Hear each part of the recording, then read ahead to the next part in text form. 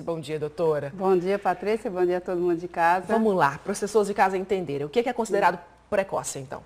Então, Patrícia, é aquela ejaculação que acontece antes mesmo de acontecer a penetração ou quando ocorre a penetração, imediatamente já ejacula e que o homem não tem nenhum controle sobre esse evento. Tem um tempo que a gente pode dizer assim, para ficar mais matemático, mais preciso? Veja só, o tempo é muito relativo, Claro. porque tem a ver com o comportamento, né, sexual de cada casal.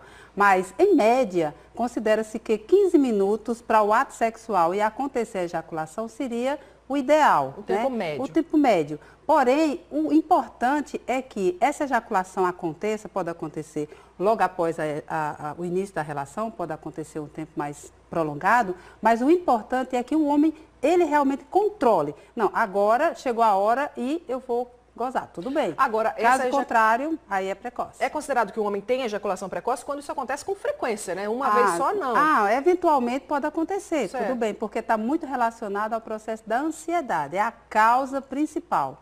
Mas quando isso começa a se repetir e esse processo acaba gerando para o casal uma inadequação, aí sim a gente considera como uma disfunção sexual. O que pode influenciar nisso, hein, doutora? Bebida alcoólica, por exemplo? Na verdade, a bebida alcoólica ela funciona até como um mecanismo de melhoria do estado da ejaculação, porque o álcool ele retarda a ejaculação.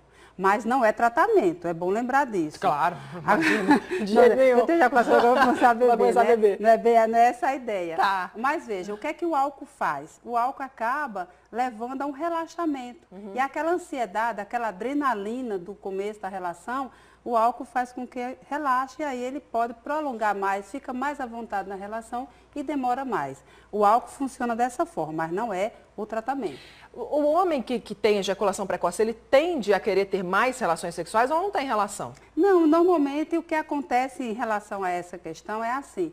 Quando o homem ele tem essa ejaculação precoce, que para ele representa prazer, ele pode, Patrícia, até ter mais, procurar ter mais relação. Sim. Quando é uma coisa que ele não está nem aí, é por prazer dele, tanto faz ser não tá rapidinho ou outro, não, já. Tudo bem. Tô entendendo. Agora, quando isso passa a ser algo que vai interferir na relação do casal, aí isso para ele gera um problema. Porque aí ele começa a dizer, mal comecei, já acabei, e a minha parceira. E a mulher não nada, ou outra pessoa, o homem, no caso.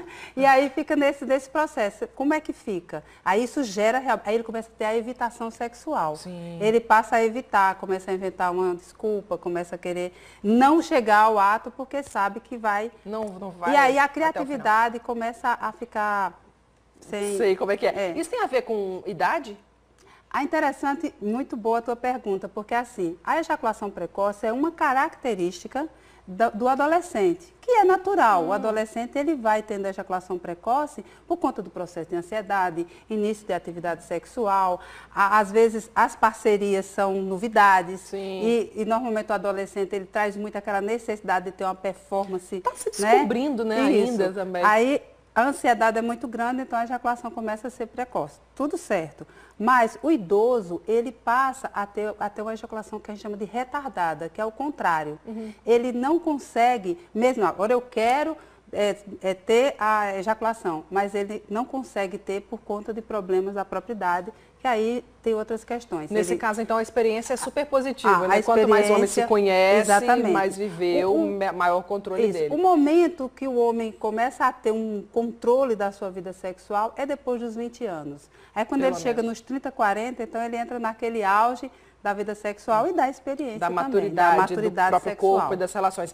Estresse, vida corrida, trabalho intenso, isso também pode influenciar? Pode influenciar, sim. E é a principal causa mesmo, porque tudo isso gera um processo de ansiedade e também, Patrícia, o que é muito sério é como os casais hoje se relacionam. Não existe aquele tempo para ter aquele preparo, para ter aquelas... a história da rapidinha, nessa rapidinha acaba... A rapidinha que era para ser uma exceção, vira regra e daí começa todo esse processo. Tenho duas perguntas importantes ainda para você. Sim. Primeira, isso pode ser realmente um problema no relacionamento, né? Enfim, a questão sexual é muito importante entre os casais. Sim, sim. Como começar a resolver isso? Porque pressionar mais um homem também não resolve. Não, pressionar, a gente vai ter mais um problema, Exato. Porque vai aumentar a ansiedade, a cobrança é extremamente negativa no processo do relacionamento sexual. O que é recomendado? É recomendado que o casal converse sobre o assunto, que muitas vezes para o homem ele não tem nem ideia de que aquilo pode estar afetando o relacionamento sexual. Ele diz, bom, não sei, ela não reclamou. Entendi. Então, a conversa, essa reclamação, ela precisa ser em forma de diálogo. Né? Está acontecendo alguma coisa? Eu estou percebendo que agora você está começando, está terminando tão logo.